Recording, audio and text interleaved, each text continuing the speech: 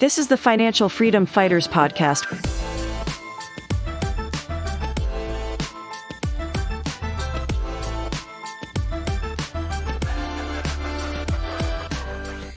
Welcome everybody to the Financial Freedom Fighters podcast. I'm your host, Jacob Sandoval, epic guest here today. He has a remarkable journey. He's currently dominating it in the Airbnb space with over 30 units. He's got it popping on Instagram with over 20,000 followers. He has a real estate brokerage. He is a mortgage broker, but most importantly, he has a beautiful family and he's a brand new father. He just launched an Airbnb coaching program. We have the STR legend himself, Matthew McCall Stillman, my broker, Matt. Matt, say what's up to the people. What's up, my people? Jacob, man. What a hype, man. I love this. Hey, I had to do it right. You blessed the podcast, so I had to do it right. I'm just really excited to dive into your story today. So why don't we start with the origin story, the X-Men origin story? Who was Matt before real estate? Man, and that's an interesting question. I will say, when it comes to X-Men, in college, I did go as Wolverine. I can probably find that photo for you eventually, but that was... I see it. I loved it when Hugh Jackman did it. Let's talk about my origin story. I've been really trying to work on getting back to my basics. Somebody actually called me, to my benefit. They called me a trust fund kid. And it was like, I was like, that's funny. Okay. I was like, why do you think that? Like, well, you look like you got no problems in the world. Looks like you had it easy. I was like, that's funny. That's really funny. And as we kind of explained and went down that path of conversation, because they opened up, we discovered I am actually not even close to being a trust fund kid. I'm going to pull you into some emotional thoughts because I want you guys to know that I've seen many entrepreneurs start from the bottom. I don't know about you guys, but I remember vividly a time where I didn't think I was meant to stay in this world. I mean, I was depressed. I just felt like I could not get ahead. I felt like everything that came up for me was just a wall and another hurdle after a hurdle. And I just felt like my life was just this is what it's going to be. It's going to be shit. My life is going to be shit. And I guess that's what I deserve. I must be a piece of shit. I remember thinking to myself, the world has roles and that's the role I will fill for this world. That's how seriously dark and like jaded I became. And it's because I had some shit luck, just some real shit luck. I kind of go back, I grew up kind of weird.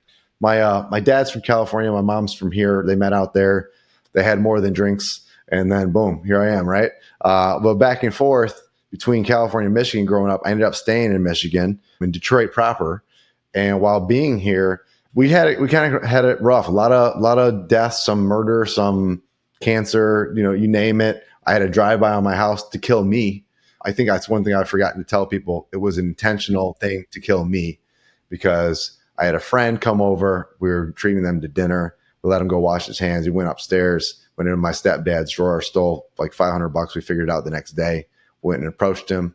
We were at his house. And then later that night, we had a drive-by. Wonder what the relationship is there. So that's how a lot of my life started. A lot of robberies. I think we got robbed 19 times. The last time we got robbed was Christmas Eve. So anyway, that's all to say. No matter where you started, and maybe you started above that, and I'm happy for you.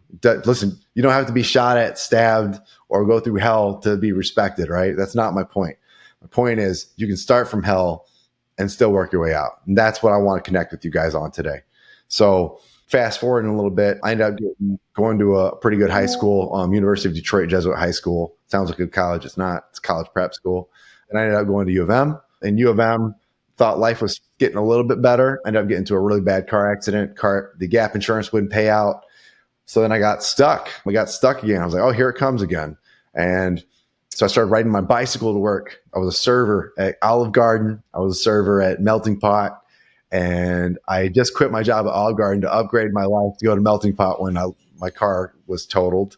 I had to rent a couch for a few months just to have a place to stay. Another friend started paying for my cell phone. I was so broke, he felt bad for me. When you can pay me back. And I was like, cool. And then I was like, all right, time to get gritty and get deep. Finished up my degree at U of M too. I got finance and medical sciences. And I was going to go the medical route, but then changes happened with the curriculum, and it was going to take me another 6 months to a year to have to reapply with the credits I needed. And I was like, I can't do it anymore. So I was like, all right, screw it. I'm going to go get a job. My mom worked at Quicken Loans, the title source, actually. It was the title company of Quicken Loans. So I'm like, all right, I'm going to go see if I can get a job here. He's like, you got the job. Let's go walk. Let's go get lunch. I was like, oh my God, that's amazing. And then I met somebody named Vanessa. She's now one of my best friends. I'm her first daughter's goddad. But she was sitting across from me just because they did a shuffling around of everybody. I was a brand new underwriter. She was a senior underwriter. As I'm sitting next to her, she was so sweet. She was so good to me. She'd clown on me sometimes. She's like, you should have known that. But then she started doing something different. She was like, you know what? You're learning quickly. Like, you're making mistakes, but you bounce back quickly. She's like, I think you can do really well. If you really focus for the next 5 years, I think you can be like us making six figures. And I was like, bullshit. I started at 35, 36K with bonuses that might get me to 41. She said, in 5 years, if I bust my ass, I could get there. And I was like, I started thinking about it. I'm like, when have I ever had anybody bet on me that's in a position that's above where I want to be, above where I am and where I want to effectively be? I started realizing, you know what? I want to take a chance here. I want to take a chance. And she was like, I want you to study all this. I want you to do this, like do this, do that. I did those things I said I was going to do. I would go home after my work was done. I would just study over all the material. I tried to make it so I would memorize all of the laws and rules for our overlays and our regulations with Fannie Mae, Freddie Mac, just so I didn't have to like waste time during my working hours to look it up. And by doing that, within 6 months, I was making six figures. So I went from 5 years to 6 months because I said, I'm going to pledge and dedicate myself. What I was also realizing was a lot of people that kept getting properties, kept buying properties, were rentals, were renter owners. They're landlords. I'm like, okay. And I'd request documents from these people to get their mortgages. And I was like, and this was semi-ignorant, but kind of funny. I go, this guy is so stupid, but he's got 30 properties. Why can't I do that? I'm like, not to be a jerk, but I think I am smarter than this guy. Why am I not doing it? And the number one reason I'm not doing it, and probably why you're not doing it, is because you got some terrible, stupid fear, something that burnt you in the past. And now you're just worried about taking a step forward, actually having some action behind the thoughts of a life that you probably deserve. And that's the thing where I was like, I finally let my belief in Vanessa, who believed in me, finally take hold, and it finally worked out. Why don't I believe in myself still? And that's when I said, no, we got to try something. So I started coming up with some things, and one of my best buds, who was doing really well, I said, hey man, I don't have the capital yet, but I think I can do this. How about we partner on this? You bring in like a little bit more capital than me. I'll bring in, let's say 70-30 split, and I'll get a percentage for managing it so we can even it out. You don't do anything. You just provide the money. I'll do the sweat equity, and I'll bring in, some equity. And he was like, you know what? I'm kind of intrigued. We've had a good relationship. I used to manage his company too. So we had that history, and he was like, you know what, let's do it. So before I even realized it, I was coming up with a creative partnership. Didn't even realize what I was doing at the time. I was just trying to work with what I had. What's my point here to you guys? You might have exactly what you need to get ahead in life. You just haven't voiced it, and you haven't talked to the right people. That's another lesson we're going to hit on today. So as it continued to evolve, we ended up getting I think it was 7 properties, and they all did well. Airbnb started for us 3-4 years ago now. And my partner at the time, he had the first one, and he was killing it. It was in Mexican town in Detroit, just outside of Detroit. And I was like, how's this guy doing so well? The place is ugly. Like, how? But I was curious. And my duplex downriver in Wyandotte, we had our first vacancy coming up that was in line with that. And I was like, you know what? What is my risk? Some furnishing costs, maybe a couple of dead months before it gets up and running, or maybe it just fails entirely. I'm like, okay. So this is back when I furnished like crap. I didn't know how bad it was, but I now call it my college dorm room style. It looked like lame. It looked like hodgepodge. I was using Facebook Marketplace because I thought I was being clever. So all that aside, this is my first deal. I did Airbnb, and lo and behold, I think by my second month we were profitable. And I was like, ooh, this is pretty cool. We were making about 50% higher net than the long term. And I was like, okay, it's not crazy, but it's a step. If we converted all the properties to short term, though, what would happen? I was like, that could be pretty good. So then I had another one come available. I converted that one. That one blew my mind. We started making $4,000 a month on that. We bought it for $45,000. Pretty good margins. And so then we went to our third one. And mind you, even when we first bought all these as long terms, there's a thing I like to say to people who are trying to get into, I know we said there's a lot of new folks. Your first property proves you can do it. That's the biggest mind change, right? The second property proves you can duplicate it. The third property proves that you can follow a pattern. And after 3, dude, it gets so much easier, because trust me, after 10, it's just a blur. We own 51 properties, 52, depending on if we keep this next flip. And I don't even know how the hell we got here, but just one day we did. But all this is to say, I kept testing my limits, right? And I kept trying to figure out new things about what I'm going to be good at, what am I capable of doing. And what I was also realizing was I'm a serial entrepreneur. And what's crazy is I didn't even realize it until this last few months. The first property we bought with my partner ever, Townley, that was a long-term property. It was a partnership. It was my first creative partnership. Then it became a short-term rental just this last year. And on top of that, my wife is now running the co-hosting. So it became 4 businesses. And if I didn't ever buy that property, I would never have arrived at those 4 businesses from one property. And that's what's so crazy. You don't realize what that first property may do to your business acumen and where you scale to from there. So listen, if you aren't making moves, find somebody who will kick you in the butt and do it. Thank you, Vanessa, again, for how you kicked me. Just believing in me that I could do it was a huge, huge thing. Somebody that you can trust and respect to say that to you, right? So now where we're at, 51 owned, 31 Airbnb. Where some of those are midterms. We're starting to teach midterms now. And then we started doing co-hosting. And my wife, she's been co-hosting for 2 years now. And last November, she quit her job as a pharmacist. She was a full-time pharmacist. She quit. She stayed on as a floater. She'd pick up a shift maybe once a month. And then we had our baby, 3 months old now, last weekend. And, we've both not been employed since November at this point. So all that being said, there's been a lot of growth. We're at 36 co-host deals. We're adding probably another 4 this month. And we're growing tremendously. We're almost at 70 Airbnb units between owned and managed. So we have tons of experience at this point. The group coaching, we went from one-on-one coaching last year to group coaching just a few weeks ago. And it's been impactful. Guys, I got to tell you, for me, buying houses is cool. Setting up new properties, it's cool. It's fun. But I'm not going to lie to you. The first call with the mastermind, I was literally tearing up because that same night I got some text messages just saying, thank you.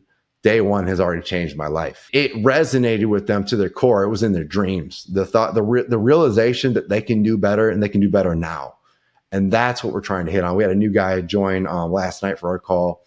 And I got that same kind of message right after. He's like, dude, I've been pushing this off. You've had 4 calls with me. You've been patient with me. I'm so glad I joined. Last night proved to me that this was the right decision. And it's when I hear that feedback, because it's not just some people are out there talking about, let me teach you short-term rentals. They might teach you how their process goes for one, but nobody can teach you scale like we can. We got a broker license. We have a real estate broker license, mortgage broker license. We've done the co-hosting. We teach you guys how to capital raise, how to do creative partnerships, how to meet you where you are. What are your capacities? If you suck at this, don't do that. If you're great at that, do that, And that's what we're trying to focus on. So for 2024, all we're doing, building our own portfolio, coaching, and we're helping some people buy properties that are more veteran. If they're not really veteran level for Airbnb, acquisitions, because it usually requires a lot of coaching, then we're going to start pushing them to the coaching. But if they don't have a lot of questions, happy to just, help people find properties here in Michigan. Matt, I want to jump in here because after your first coaching session, you posted kind of just a very raw, in the moment post on Instagram, just kind of giving your thoughts on how that went. And I just have to say, it's just, you can tell, you can feel how genuine it is and how much you are trying to help these people. And that's just one thing that I want to say is that there's a lot of coaches out there, right? But I just haven't seen that level of just being genuine and caring as much as you do. And so I just wanted to say that, because when I watched that, it was late at night too when you posted that, and I just thought it was awesome. I really appreciate that, Jacob, because that's what I want. I think good coaches get coaching too. And one of the things that I've been getting taught was how to kind of get more relatable, and remember where you were. And I've been really trying to focus on be present to where your people are, right? Who are you talking to? Like, remember where they're at. Cause like where I'm at, yeah, I can bark off like what to do, but it sounds very robotic. But when I put myself in their shoes and I remember where I was, because I've been at a lot of different places in my life, and it hurt and it was scary because you're afraid of getting burned, you're afraid of being misled, you're afraid of being taken advantage of. And the truth is, I think we all just wanted the perfect big brother, right? The perfect somebody that just got your back and is like, as you're falling down, they're grabbing you, and before you even hit the ground, going, hey, we got this. Let's keep walking. I'd rather not make as much as some coaches, but have people that like are diehards and like they're with me and they get me. And like when I go take a trip, I'm calling them up and going, yo, let's go meet up here. And like when I have my coaching graduation type of things, I want people to be there. I want emotion. I don't want anybody feeling like they have to come and like, act a certain way or wear certain clothes. Like, you're in because you are like the fruit of the earth, right? You came, you did the best you could with what you have, and you executed. And that's the ultimate thing you can do to respect anybody. Like just seeing somebody that's good to people, good to their family, and working to constantly improve. And even if you're not, maybe you are a piece of crap right now, but if you're dedicated to change your life, nobody cannot respect that to some degree, right? So that's what this is about, man. Thank you. How far you've come, right? There's an amount of wisdom that comes with being quote unquote kind of at the top of the mountain, right? Like when you're going up the mountain, you don't have that same vision. You don't have that same kind of clarity. But when you go and you've made the progress that you've had and you look down that mountain, you can see so much more, right? You can see so much more about like, oh, this is how I got to this part, or this is how I kind of like overcame that obstacle. This is like, you can see it all, right? From that vantage point. So as you look down on your mountain, Matt, what were, some of the key moments? What were some of the key things or insights that you have that say, that's how I did that? What were, like, if you can share with us, like some of the kind of big moments that you're like, okay, that's how I did it. Jacob, that's like a really good question. Wow. Bird's eye view in a way, mountaintop view, I guess. I feel almost stumped. I'd say, I think it's more stumped on how I want to answer this question. It's going to sound super simplistic, and you know what the truth is, most things are, right? But I started betting on myself. I actually started when I started the real estate brokerage. It was my first business that I launched that wasn't like real estate holding. It was my first operational business. And I started with two other guys that were also broker level. I thought I needed partners that were more experienced and that were more established. And after funding the company and after running the company alone, and after getting a third of the proceeds from doing all of that alone, I realized I have a big damn problem. I am doing this alone. And I realized it was as simple as I didn't bet on myself. Lesson number 2, start. Like, stop thinking you need more education, because the truth, what I actually discovered was, if you feel like you've really analyzed the deal to the best of your ability and it's still penciling and it's making sense, you're probably right. You got to still do the damn work. You got to be smarter than the next guy doing it. You got to do the work. And that's what's so crazy about this. If you just start doing it, you'll probably get there. I think that's it. So my mountaintop view says, start sooner, stop overthinking it, start betting on yourself. And I'd say the last thing would be, don't be afraid to change your circle and your circumstances. All I want to do is be around good people that care about me as much as I care about them. That's all I want. And I'll share like hell with all those people. And that's like, the more you say you got to let go of the people that aren't giving that back to you, I'm telling you, man, you let the stress only be in growing your business and not in your family and trying to keep relationships with people that don't love and respect what you're doing. Like, you have to let that shit go. It's toxic, and that's okay, because we are ever evolving, and it is okay to evolve. It is okay to like create new relationships, and some won't be as good as old ones. The funniest evolution in my family is my wife, because she's very introverted. She has extrovert moments, but mostly introverted, pharmacist, super smart, super loving, great host. But when I said, hey, I got this property, our 4 unit, I was like, I want 2 units to be short-term, 2 to be long. Like, how about you manage this one instead of me? And she was like, I don't know. What if I ruin it? I was like, you won't, because you care. I know you won't. You're too smart. and you care too much, you're not going to ruin it. She was like, I don't know. Like, babe, I really don't want to have that responsibility. I was like, I'll tell you what, give it your best for 3 months. If you suck at it, I won't even be mad at you. I'll just take it back over. And she was like, I don't know. She finally agrees. She does better on that unit than I was doing on the other unit. And I go, how about I give you one more? She said, I don't know. What if I ruin that one up? It might not be the same. I'm like, give it a go. I'll take it back in 3 months. I'll catch you. I'll pick you back up. She kicks ass at that. She kicks ass at everything she does. And now she's on her way to doing $200,000 a year in co-hosting. So like you can, and that was only 2 years of work. So she added about $100,000 on average per year to what she was able to net, but she's also performing. We have over 1,000 reviews on Airbnb, all 5-star and 4.9 average, but a lot of 5 stars, 100% like response rate. That's what you do. And the thing is, like, my point here is she was fear driven. This was out of her element. And now she doesn't even know how she was a pharmacist. She feels like it was silly going to pharmacy school. Her mom, she was very Italian. She's like, I can't believe you left this for that. And she's like, I'm doing twice as well. And I'm happier. Matt, so. This is giving me so much life, this conversation right now. I'm gonna be honest with you. I had just like a really tough week. Corporate America was really taking it to me this week, just like a really, really rough week at work. And ever since I started getting interested in real estate, what's going to happen is you're going to be so disenchanted with what's happening at your job. And that's totally happened to me over the past 2 years. And I work in tech.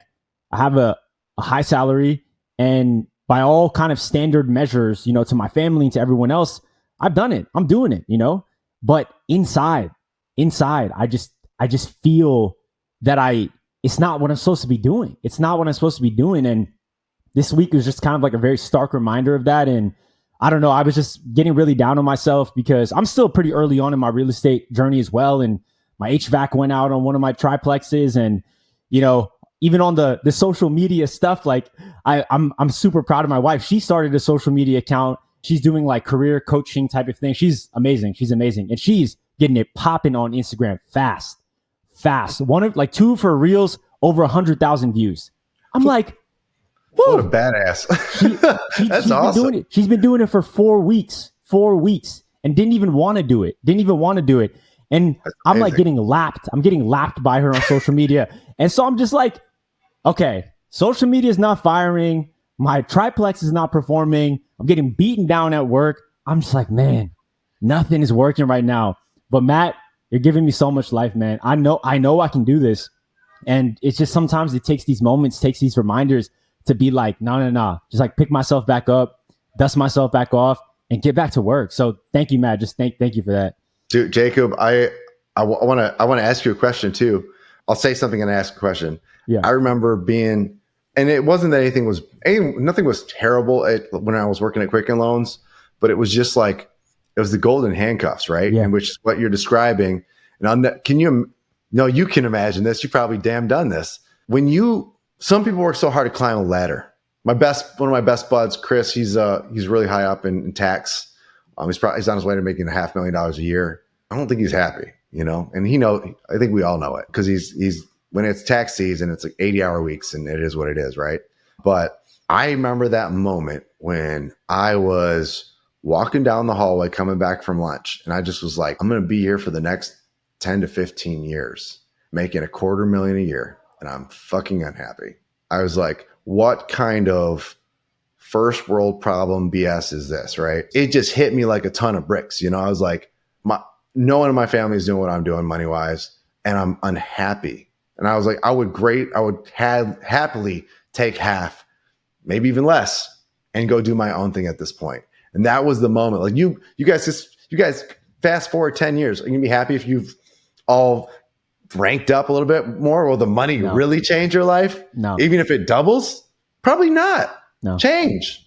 Let this be the call that you go, damn, man. Like, thank God for the cash flow saga because this was the reminder to change, right? And my other question to you, because I think this is relatable and it's good to press into this. Jacob, you said corporate was beating you up, man. Like, can you give us an example? Yeah. So I'm on the analytics team. I'm what I would kind of refer to as a senior manager on that team. And I had a great group. I was doing a good job, and all of the areas I was managing were the areas that became the company's biggest priorities, right? And we had a reorganization, and they said, okay, we're going to take a director and we're going to give him your job. And then you're only going to manage half of what you were managing before. So my scope just got cut in half, even though I felt and I was being told I was doing a good job. And so why layer me under this director? Why not give me that shot? Why not just like, let me, I've been doing it. He has the exact same job that I do. I just now have a smaller job. And so I'm like, okay, well, that's a signal to me that you're not seeing the value that I'm bringing here, that, you know, I know what I'm bringing to the table to this team, and you're telling me right now that I'm not that, and that you don't believe in me, and they're not betting on me. They're not betting on me. Yeah. And then that just like puts me in a completely different mind space. And then now small things at work become big things because I'm just, the inner monkey in me is pissed off. And so, yeah, that's just an example. And like, you know, other small stuff, but that's the big one. That was the big one that really put me in a different headspace. You know, it's hard. It's hard in these moments. And I've seen that happen to myself, a few other people. The politics as you get more into like leadership are so much worse than just being like entry level in a way. I hated it. The stuff we had to know and hold back. And like when I had to fire, I had 92 direct reports at one point at Quicken. I remember being told, you're going to go cut everybody's bonuses in half for the rest of the year. I'm like, go give that speech. I'm like, great. You got to go fire 10 people. Great. Like, and nobody wants to see a ginger dude fire a bunch of people. They want me to be the happy leprechaun, right? But I was like, bear the bad news. Don't hate me, hate the game, right? But that director probably doesn't care about her. He never wanted to hurt you.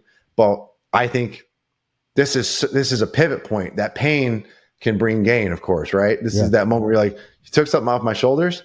I'm gonna go put some of that weight elsewhere now. I'm gonna go even harder in real estate. And you're gonna actually find gratitude in that, I think. Because you are a very smart being. I think you can gravitate above this. And I think and I've been fired before, and I was mad as hell when I got fired. Now I'm thankful. Yeah, I was gonna say, my story, Jacob, but that's to Matt's point. It's one of those things I look back on. I think I've told this story before to you, Jacob. I've told it on other podcasts I've been guests on. But if I ever run into those guys on the street, I'd go up and thank them, because it's what freed me of, I don't know, the whatever I had going on in my life, the mental block, the just the thought process that I couldn't do without, right? And it was the proverbial kick in the ass that I needed, because I'm actually the senior person in the group here. I'm 45 and didn't get into real estate till I was 38, and just the amount of steps that have come in the last 6 years of just, it's unbelievable, what you can pull off. So, but I know you're in a tough spot, but you'll grind through it. You'll be fine. Yeah, no. Thank you guys. Appreciate it. We'll transition now. Wow. There's just like, this has just been so amazing, this chat, but we'll transition to more of a practical conversation now on STRs, Matt. So I'm predominantly a long-term rental investor. I have 6 units, and Mike, I think you have one short-term, Mike, but mostly long-term as well. And so we're not experts at all. And when I think about it, there's a lot of common objections to short-term rentals. You got to furnish it. Like, how do you even do that? It's so management intensive, the Airbnb bust, right? So like, speaking to like predominantly, people that are in the long-term rental space, what's the kind of the bull case for short-term rentals right now? Whatever you see in the news and social media, I mean, that's the trending topic. And when people want to press a hot button, they just keep sharing it, right? And I think, there's over 100,000 cities in the US, and there's probably only 1,000 that are detrimental to invest in. So as a percentage, it's nominal, right? So I think a lot of people consistently overthink this. Between almost the 70 Airbnbs that we own and manage, I think 3 are a pain in the ass, to give you a sense of our scale that we've experienced. And only 1 was city related. The other 2 are neighbor related. There's so much growth. Honestly, believe it or not, short-term and mid-term rentals are still in the beginning of the marketing curve. Once regulations actually hit and are actually like, it's more policed, it's more viable, state regs are going to hit. Think about it like, I don't know if maybe in your cities, but mostly in Michigan anyway, whenever there was a class action lawsuit against a city for overreach for a rental certification for even long-term rentals, it's 100% win rate. So All we need is more Airbnbs to be present and more of us to say, hey, you can take that boot off my neck right now. And here we are all, stepping up, because this is a property rights violation. So rules, all the rules aside, whatever, I think the market is still growing. And on top of that, from the design and furnishing, just don't do a college dorm room. That's probably the biggest thing Big Brother Matt can say. Like, I think, a lot of people think furnishing has to be expensive. And a lot of us that started as investors, especially with low net cash flow investments, long terms typically, it's hard to want to spend that money. $15,000 to furnish one unit. Are you kidding? Some people spend $50,000 to furnish one unit. And those may be more unique stays, and that's okay. But I think what any long-term investor can appreciate is understanding how the cash on cash metric will play out. What's the actual net cash flow? If you have a chance to net $3,000 to $6,000 per month, maybe even $8,000 per month, maybe you don't care anymore. And maybe it is a 40% cash on cash. But because it's such a high expenditure up front, you have a problem with that. But if you're good at this, if you can be good at this and you partner with the right people, maybe you have somebody that's really great with capital raising, you have another person that's a great operator, maybe you have a third party that's a great communicator. So you have somebody that operates it as a business, the other person helps design and find people locally, the other person handles all the communication and or capital raising, right? There's all these methods people can get into this with mitigated risk. And I think that more times than not, as long as you don't have short-term rental ordinances that are anti sub 30-day rentals, you're probably gonna be fine. So that's the other crazy part about this whole thing. Some cities and townships, they just didn't want to have the conversation with the city and township. They don't have the capacity to regulate and manage this. And they just don't want to be around the complaints. So as long as there's no complaints, most people are good about it. So that's my thought. I think a lot of people can still grow massively in this. There's so many ways, you can become, if you're a real estate agent, I know for Mike and his group, like if you become great at this, you can make money on that. You can work on the co-hosting. If you become great at putting together the deals before you know it, like this is the other mountain view aspect. After a while, you're going to have so much opportunity because you've just done a good job. You've done a quality job from start to finish, where you're not going to be able to capture all the opportunities in front of you. And you're going to have to really make tough decisions. You're going to have to start saying no to really good opportunities because you have to wait for the perfect opportunity because you just don't have any more hours in the day. I mean, you touched on it a little bit, Matt. I mean, are you not concerned with regulations coming down the pipeline? I mean, I think that's probably people's most biggest objection when they're looking into this strategy is, like here in Cleveland, for example, it's very unregulated. And, they're starting to, cities and stuff are starting to put regulations in place. Some are just flat out outlawing it. So, I mean, are you concerned with your guys' portfolio about that coming down the road? Not a lick. I got some friends in Ohio that are doing STRs as well. Like I said, there's over 100,000 cities in the U.S. and probably less than 1% of them are a real problem. And again, most people, between the interest rates and the fear and speculation from Airbnb bust, whatever, like I'm not saying go do it in San Diego and San Fran. I don't think that makes any damn sense.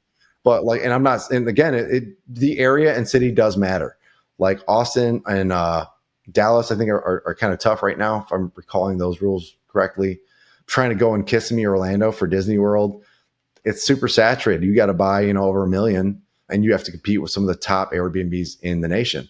And what you're also going to learn is like there's markets that are completely untapped. One thing that's also unique kind of about your approach to the business is you are an Airbnb expert focused in Michigan, in the Midwest. And I think, obviously we are super bullish on the Midwest, Mike being in Cleveland, me investing out in Cleveland as well. But from an Airbnb perspective, it's a little counterintuitive on the surface, right? So what's the bull case for Airbnbs in the Midwest? Man, how many people would have loved to have been buying millions of dollars of property in San Francisco or Orlando 10 years ago when the data didn't exist? Yep. Same thing with the Midwest. The data is so barely there, but it's starting to become very here. And I was talking with my buddy, John Bianchi, like he, super smart guy, works for TechVestor, and he's like pretty much the data brainchild for why they have done so well, well done to that company. I think they have like 70 Airbnbs they've set up across the nation, but because they're all working with, to my understanding, accredited investors, they have to be able to prove it on paper why they think it's going to be a good acquisition, right? And that's great. Michigan, I was buying properties before data existed. I had to make decisions based on what I knew about an area and what I felt I could produce or muster, right? And now that data has become available, I've been able to backtrack my acquisition strategy. I was like, I remember doing this. I remember thinking it was going to make about X or hoping it was going to make whatever. And I looked at like 7 parts of property purchases over my 31 in Airbnbs. I was like, this is what I thought it was going to make. This is what it did. This was about what I thought the design and cost was going to be and whatever. I try to like call or go find old receipts. And once I did that, I then compared it to what it's actually making in the last 12 months, the trailing 12.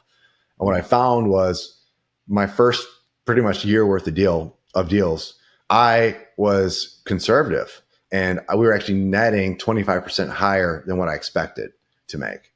And then I started noticing the most recent purchases were actually netting less, which immediately I went, oh crap, it means it's getting worse. False. What it means is I was finally using the data and I was getting more accurate. And I was like, okay, because like my properties generally are making more than ever. And like, just to give you an idea, my most recent property purchase that's been up and running for like 10 months in the summer, we made $77 in 60 days. And we bought that for 500. So we're hoping to do 200,000 on a $500,000 purchase, which is stupid. Yeah, it's going to be a high net property. But that was our best property yet. And even one of the guys that's really big in it, STR Insights, he's a friend of mine, Kenny Bedwell, really smart guy. But I showed it to him. I was like, Kenny, I want to know what you think about this. And he was like, man, I don't know, man. There's no data. And I was like, I know, but tell me when you look at it, tell me what you think and what you feel. And he goes, it's a beautiful property. I'd want to stay there. I'm like, that's what I'm saying. That's what I'm saying. Like, if you don't understand that, if you can't even say that, you shouldn't probably be buying it if it's something speculative. If it was a expensive property and you didn't feel drawn to it and you can't make it pretty, don't buy it. Don't. But there's things that are like, I teach 2 things in my course, which I'll tell you about generally. Everybody's pretty much heard of the enemy method. Like, you have a 3-bed, 2-bath, and you can bring in a 4-bed, 3-bath. You're going to beat it in a fight to the duel, right? A fight to the death, right? So like, you can be better, you can improve.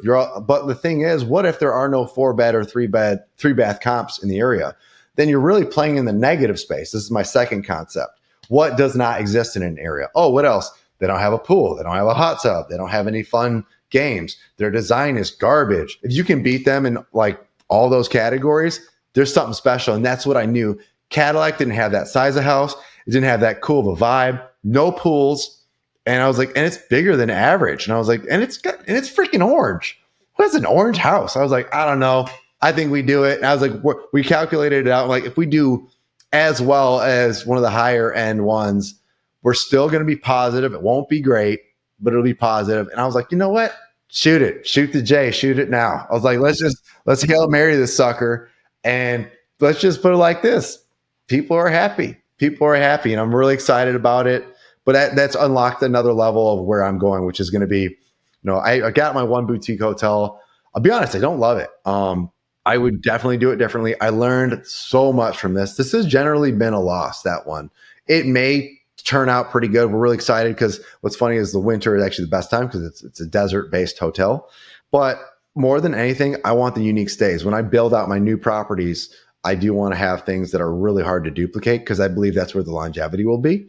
But I think for most people, your first deal doesn't have to be that, but you need to have a deal that doesn't hurt you and also gives you a chance to prove that you can be good in this business. If you do that with your first short-term Airbnb, midterm, whatever, you have a really good shot of duplicating that process to number 2 and then following the pattern on number 3. Matt, so let's say someone's listening on this call. They're super fired up and they're like, I want to work with Matt. What are all the ways that you can kind of help people and what can they expect when they reach out to you? Yeah. So what's funny, I think we were kind of insinuating this earlier too. I may be rolling out a partnership program where I'm going to allow people to partner with us on some deals because we run out of deals. We run out of money to buy the deals we want to buy, but we've been scaling our business so we can buy them. So that's one thing that's probably going to be coming out next week. We're trying to make sure we fine tune it. We've done a lot of partnerships, but we kind of want to figure out how can we make it more accessible and scalable. So we're looking at some things that can give them equity and cash flow, but also give them a chance to get some experience. So they are growing with us, but they're not also how on syndication style deals, they get informed, but they're not necessarily in it. But maybe it's like a training wheels course to becoming a partner, and then we can graduate into bigger deals or something. But that's something that's still in the works. But beyond that, the main two things are the coaching. If you're looking for coaching, you can DM me the word legend. That'll give you our free mini course, kind of a little rundown of what I am, what I do in there. It's lighthearted. It's not a lot. I'll give you some more concepts, but for folks that are dead serious, pretty much after you watch the first day one mini course, you have a chance to apply and say, hey, dude, I just want to be in this mastermind. What we'll do is we'll get on a call. We'll see if it's a good fit. If it's a good fit, we'll accept you. So that'd be probably the number one way. Now, for folks that are already kind of doing a good job with Airbnb, or they're kind of like more, say you bought a lot of properties, you understand out-of-state investing, I am willing to set up people with Airbnbs in Michigan, either just to acquire, if you want us to design, co-host, manage it, whatever, we can do all that too. But my big thing is when I work with new buyers, if I realize you need a lot of hand-holding, you get educated. Don't get me wrong. You can't not be around me and I don't teach you something. But if you need a lot, I'm really going to push you toward the coaching, because then I can give you all of me every week. You can be in our Discord channel where we're answering questions every single day. And I'm giving you a lot of other goodies and first dibs access to deals I find. So there's a lot of other benefits where, one of my students found a property that there was almost no data in the area. And then we found a way to make it valuable. And it was, I think, like $450. And it's not even in Michigan. It's out of Michigan, but we found a way to make it $8,300 a month, which everybody knows if you're netting $8,300 a month, that's pretty much $100,000. And he doesn't make that in his salary right now. And he has a relative that's been wanting to invest with him. And I was like, we get you this property alone. Does that change your life? He was like, dude, I gotta go figure this out right now. So don't sell yourself short. Don't think you started too late, because a lot of people still suck at it. And a lot of people are afraid of interest rates. If you're afraid of interest rates and high prices, you're thinking about it wrong. I don't care if it's 12% interest. And I promise you, there's a good chance we might hit 10%. I told people we're going to probably hit 8% a couple years ago. And they're like, no, you're crazy. And we're definitely over 8 now. So anyway, my point here is if you are too focused on that, you're missing the whole point, which is cash flow, right? If you can still make 4 to 10, maybe not that high. Let's say 2 to 5K is probably an average range of what a lot of Airbnbs we find can do. Even with factoring in 8.5% to 9% interest rate, who cares? Who cares? I really think that people need to be getting after it. I want to highlight another thing too, because I'm on your newsletter, and actually this is how I found you, because we both know Josh, and Josh made an Instagram post, and he's like, if your agent isn't doing this, find another one.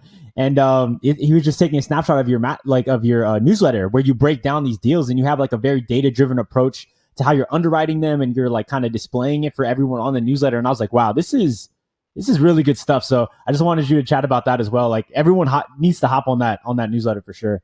Thank you, man. Yeah, it's grown a lot probably since that video even. I mean, we probably have like 60 points of data per property that we look through. I was talking to John about that today.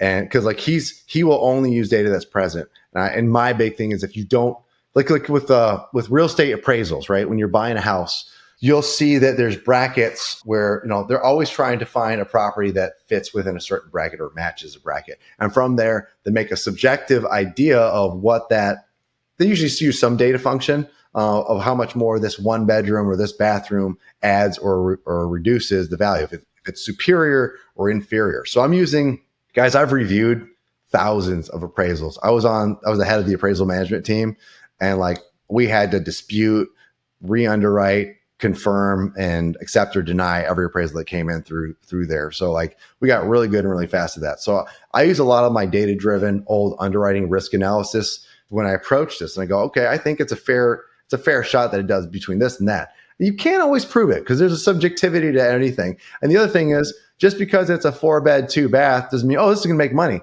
How's the layout? Is the layout jacked up? Did they do an addition? Was it a 2-bed, 1-bath and they added another 2-1? And now it's just a weird layout. You can't see that on the data. You have to interpret that, right? And sometimes they don't know what other amenities or whatever you might be adding. So with my method, we're looking at the amenities we're adding. Are we adding bedrooms? Are we adding fun features that no one else will have? Are we adding electric car chargers? Can we add a pool? One last question that we'll kind of end on here, but what advice do you have for the person that is early on in their financial freedom journey? Maybe they're a W-2 worker and they're thinking about doing their first Airbnb deal. Like what advice do you have for the person that's kind of sitting in that spot right now? It's one of two things. You have a property and maybe you're actively pursuing it, right? But you're just getting beat out, and maybe you need a better agent. Maybe you need to be a bit more aggressive in your offering. And maybe it's not an issue of inaction at all. Like you're doing great. You're just having some bad luck. That's okay. Now, if it's inaction, maybe it is the first thing where you're just having some bad luck. You need a couple other like tools in the tool belt to like get you over that edge of whatever problem you're experiencing. I got to tell you, like, coaching changed my life. I think it can change yours. Like when you're in a community of people that are all focused on the same thing. Can you imagine? Like, I know Mike, I'm bringing this up as an agent here, but like if you didn't have agents that you could consult with regularly, or you didn't see them doing business, you wouldn't be as apt to do it, right? You'd feel like kind of like you're on an island, like you feel alone. When you put yourself in a better community and it makes it seem like if you're not working on that, you're not making moves, you're screwing up. And that's the only place I ever want to be. And that's why I haven't sacked my friendships, just they evolve differently. That's what happens. And I still have a lot of these great friendships. Some of them have joined me on the journey in real estate. I'm so happy about that.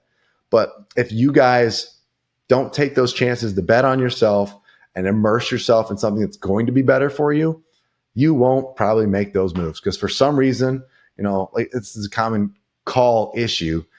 I go, you said you've been wanting to do this for 2-3 years. What's holding you back? And I'm like, is it money? I'm like, no, I got money. I'm like, okay, is it finding deals? No, I can find deals. So what is it? I'm like, I guess, I don't know. I'm like, is it just not pulling the trigger? And they're like, I guess. And I guess is really the response of somebody that doesn't want to admit they've let themselves down, right? And it's like, we got to say, how much longer am I going to do this? Like when it comes to coaching real estate agents, when they're not making money, the first thing I go is, like, I had a couple agents this last few months come up to me and go, it's been a tough market. I'm not really closing deals like I used to. Do you have any advice? I'm like, oh my God, you've been in it 7 years. I'm shocked you're asking me for advice. I'm like, well, I'm going to start with some basics that I ask all my newbies. Like, what'd you do to build your business today? And they're like, what do you mean? I was like, did you post? Did you go see houses? Did you go research things for investors? No, none. I was like, okay. Did you do anything in the last 10 days? No. Oh, okay. So you're wondering why you're not doing business right now? Huh. I was like, and then they go, damn it, Matt, you got me. I'm like, I know. That's what I'm here for. That's why I'm your broker, right? Like, get back on it. Like today, congratulations, because you actually did. You called me. So good job. Now I want you to go research some properties, find some investments, or go post to all your friends and family and say, hey, you know what I'm doing? I'm out enjoying an event here in the local area. Like if you're interested in finding like a house in this area, I found a cool, really good ones. Let's do so, just start pitching, talking about things. As an investor, I think it's way easier to be an investor agent than anything. If you want to create consistency, like all you got to do is post about what you're researching. Like as an Airbnb person, the same thing, but the whole thing gets applied back to the simple idea of, if you want to make moves, make the moves. You want to be in an Airbnb business? Like, did you buy anything? Because I promise you, setting up your logo, that's not the business. Setting up the LLC, it's kind of a thing, but it's 5 minutes. That you don't get credit for setting up the LLC unless you just started, then you get credit. But if it's in 3 months of thinking about it and you just set up your LLC, that's shit already done that. You have to make the offers. You have to get comfortable with making offers. And if you're not comfortable with making offers, it's probably because you don't have the confidence. If you don't have the confidence, you don't have the underwriting intellect yet, it's because you're not in the right room to teach you that, right? Well, a lot of us paid $50,000 to $250,000 to go to college to go get a degree, and most of us don't even want to do anything with it. You paid $50,000 to $250,000 to hopefully make $100,000. Some of us don't even make that. Some of us are making more than that, but we're capped. And then I spent over $150,000 on coaching myself at this point, but some people can spend as little as $15,000 now, and even maybe $5,000, depending on where you're at, right? But they can get an opportunity to become a 7-figure earner. And people are like, oh, I'm not going to do that. I'm like, yeah, that's right. Go back to college for another 4 years. That sounds like a way better option because you're so happy with what you've done. Stop. Sometimes you just need somebody that'll rattle you out of your senses. And if they can't do it and you can't accept it, then you're not ready either. So hopefully that answers something. I feel like I want to run through a brick wall right now. I'm just like so fired up. You're built for it, man. Do it. Thanks, Matt. Matt, so if people are inspired by this episode, just like I am, and they want to reach out to you, they want to follow you, they want to get in touch with you, how can they do that? Go ahead and check out my Instagram, my broker Matt. I'm on YouTube too, same tag. And you can go to, I have a link in bio if you want to get added to my emails. If you're looking to get added to, or at least look into the mastermind, you can just DM me the word legend or Thanksgiving. And at that point, you'll get our free mini course. And, after you do the application, I'll either accept it or reject it. But anybody who gets accepted does get a free consult call with me where we kind of figure out if it's a good fit. Our goal is to make sure it's a good fit, but our other goal is to make sure we don't bring you into something that's not good for you either, because some people will just let anybody in. And honestly, if I don't think you're ready for it, I'm going to be honest with you. I'm going to tell you about it, what I think you need to work on. And if you present something differently in that moment, if you adapt, great. Maybe we'll keep that conversation going. But I want people who are ready to win, who are ready to change their lives, because just like you guys, man, I had a point where I thought my life was just meant to be crap. Just thought this is where I'm going to be stuck at. And then I finally started making $260,000 a year, walking down the hall quick. And I was like, damn, this is where I'm going to be stuck at. I'm finally making the money that I thought I wanted to make that would change my life and make me happy. And I'm still freaking unhappy. Why am I unhappy? It's stupid.